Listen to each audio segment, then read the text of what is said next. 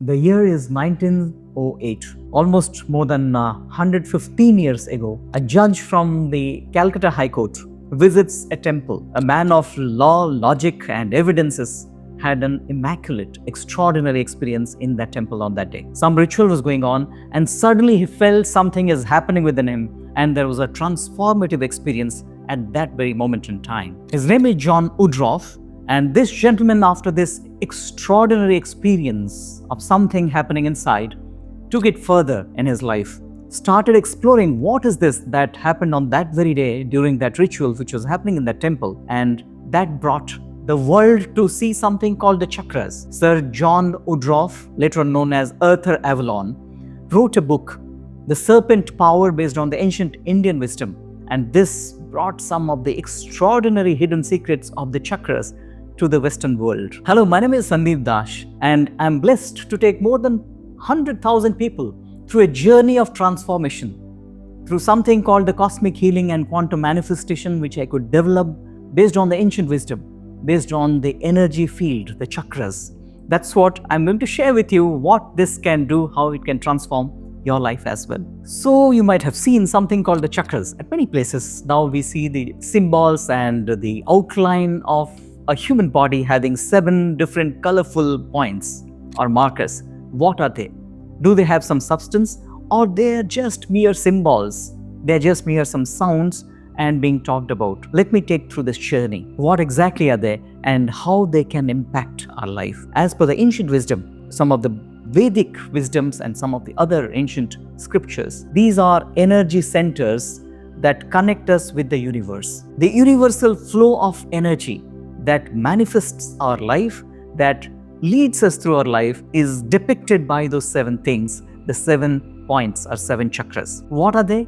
How are they organized? And what they do to us?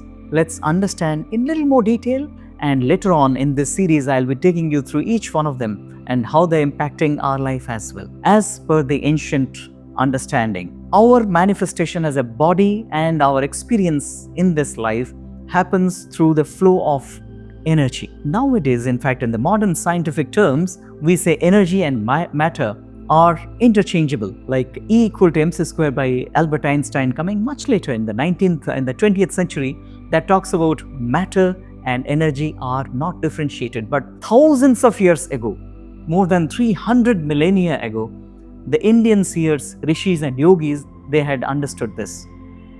All the physical things, all the systems that are working are based on the energy fields. So they developed a system known as the Kundalini or the chakra system.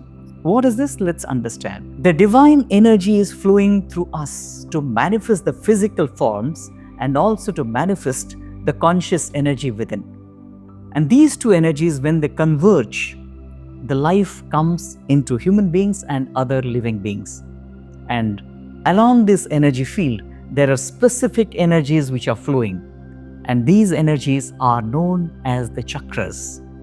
There are 7 of them having different elements associated, and these elements, for some reason, if they are not in harmony, they can cause a lot of imbalances within our life, in our relationships, in our health, in our money space, or in our career and job progress and our spiritual growth. All of these are dependent on those energy centers. So let's have a look at these 7 energy centers. How are they organized? Along the center of the body, if you take a straight line coming from the top of your head, known as the crown location, and draw straight down the center of your body till the bottom, a point known as the perineum, which is between our genital and the anus. At that point, if you connect, this point or this line is known as the Sushumna Nadi, a channel of energy. Nadi is something which is known as, or is the channeling path of any energy. So this energy, which is also, or this channel, which is also can be conceived as the super highway of energy. It has 7 different points for 7 different categories of energies, starting with the bottommost, known as the Muladhara chakra or the root chakra. This is connected with the earth energy, the earth element. And if there is some problem in this, our body, the physical aspects of our life will be impacted. Then the next one from the bottom is known as the Swadhisthana chakra, the sacral chakra. It is connected to the water energy, and any difference or any imbalance out there can lead to an imbalance with regard to our physiological processes, the flows that are happening inside, and also to our emotions. Then there is something at the navel region, Navi Kshetra. It's known as the solar plexus chakra or the Manipura chakra.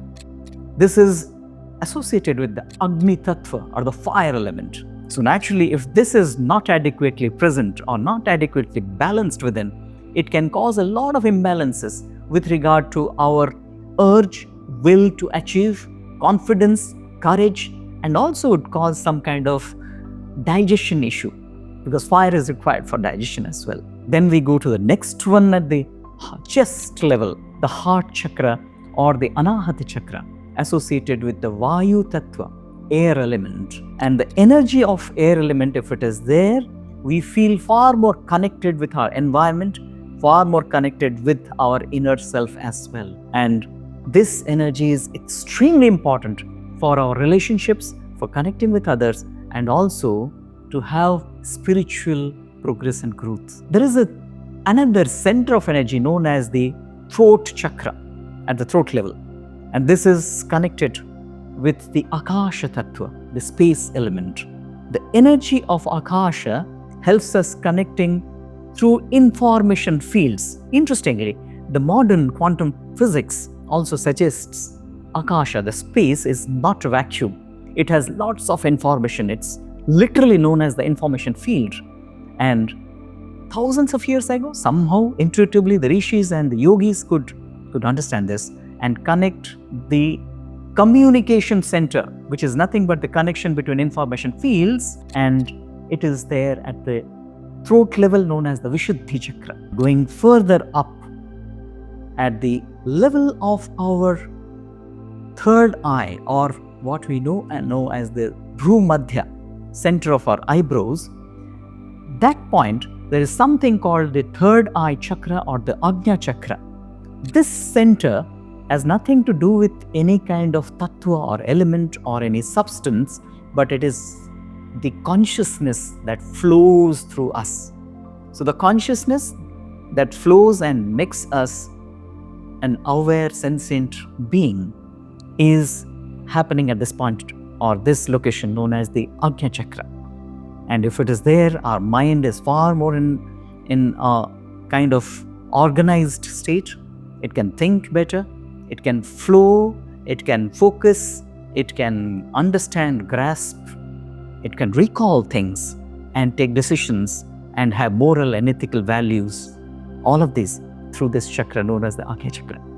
And finally, the connect to the universe, the ultimate association, the communion that we have as a being to the universe is happening at a point known as the Sahasrara chakra, which is kind of a flow and indifferentiated existence of a sense of existence rather, and that happens at the heightened awakening or spiritual experiences.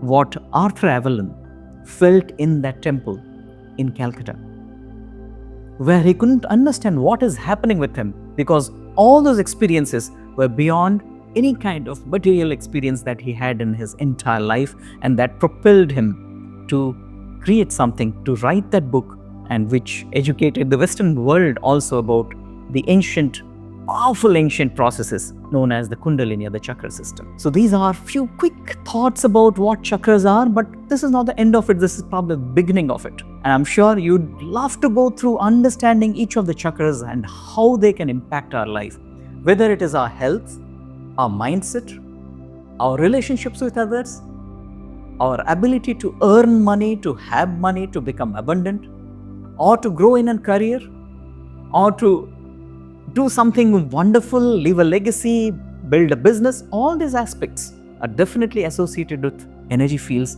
energy flow, and energy centers. And that's there in the universe. The source is the universe. How we connect, how we channel, how all this can happen, that's all that we take you through in a process called the cosmic healing and quantum manifestation. But I'm going to give you some snippets of that in the upcoming sessions, upcoming short videos like this. I'm sure you love this video, and if you so, please subscribe and click on the bell icon so that on the next opportunity when I'm putting the next video, you're getting a notification on this. Look forward to see you in the next version of this, and have a reflection what these are and how these energy centers when aligned can take you to the next level. Thank you.